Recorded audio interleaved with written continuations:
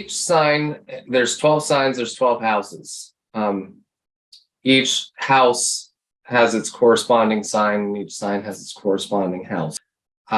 So the signs would be like an energetic filter. At least that's how I think of it.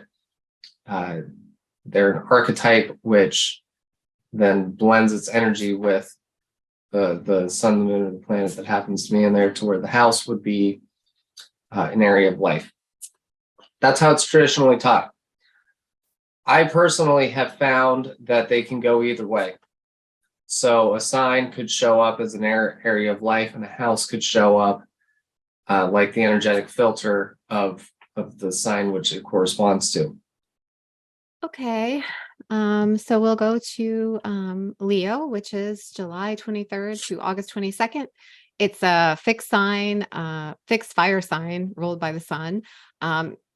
Leo typically represents courage, standing strong in the face of adversity. The energy is regal and bold. And I think typically what people think of is Leos very much value honesty and loyalty. So I don't know if there's anything you want to add to that. Yeah, I would agree with that. And Leos want to shine their light. They want to do their thing.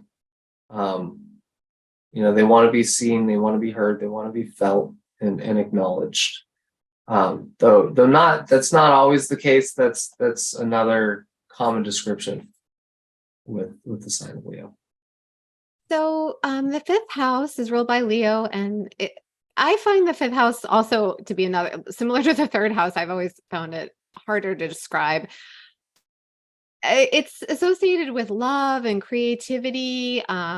It's typically thought of as what brings us enjoyment and a feeling of abundance and pride.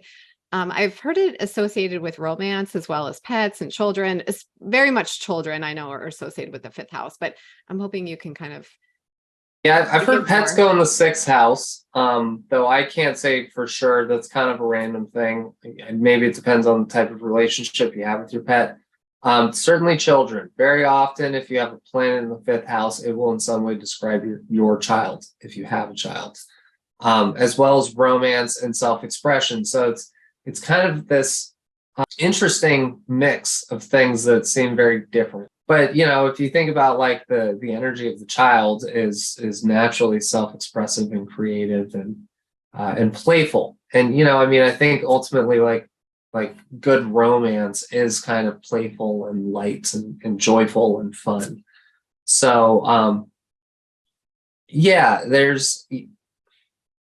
so I would say that I find it very interesting that planets in the fifth house very often will describe your kids, and people who have prominent Leo or fifth house very often have something to do with kids in their life is prominent, whether it's working with kids or just really liking kids. Some people just really, their heart is warmed by being around kids.